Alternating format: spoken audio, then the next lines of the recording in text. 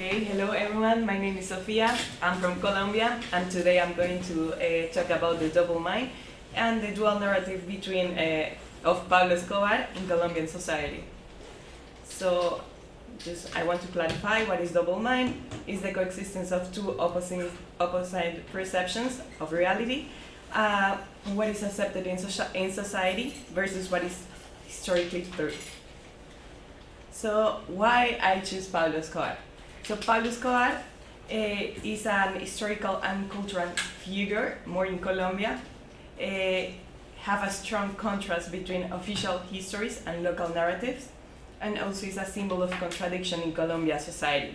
Why? As you can see here in the pictures, for example, in this first picture, he was playing with the guys of the comunas that are like favelas. And they didn't have enough money to be a football team, so he literally bought them everything, and they made it that made the football team for them. Here you can see it in Washington, actually in front of the White House. And here was the first photo when they caught him for the first time, and he was smiling because he knew that he had enough money just to pay them, and went out next day, so he was not worried about. And as a fact, he was also a politician for a while, so was here representing poor communities and marginal communities, and also for example with his family. So is a dual narrative because you can see him as the most dangerous criminal in Latin America, also the richest guy from 10 years I think, and also as a dad and a person who helped the community. So the same actions can produce radically different meaning depending on the observer.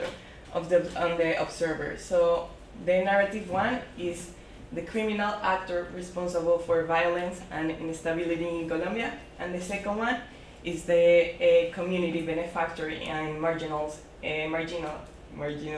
areas.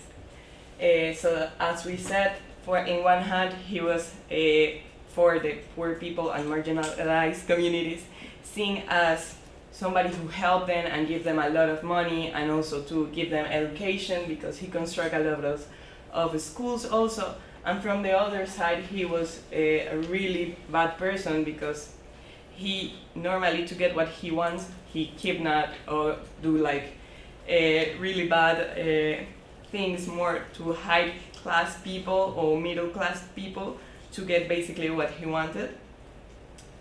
So how double mind appears here, the coexistence of admiration and rejection, cognitive dissonance in society, and different morals frameworks interpreting the same reality. So society holds two truths at the same time without resolving the contradiction.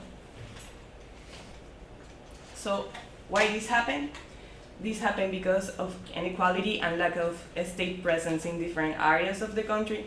Also for the media influence and narrative building. Yeah. For example, that was a really famous newspaper that was all the time talking about him, and was a very, very famous case because it just disappeared in some point. And social needs shaping perception. So then you see him doing social work. So memory versus morality. This is a couple of questions that I have.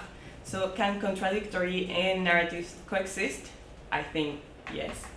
And should historical figures be judged in binary terms? And also history is rarely one dimensional. It is constructed through multiple truths. So yeah, in conclusion, the double mind in society, dual narratives exist in many cultural contexts. Escobar is one of the examples of broader phenomenon, and the double mind is not an exception. It's a reflection of how society processes complexity. That's it. Thank you very much.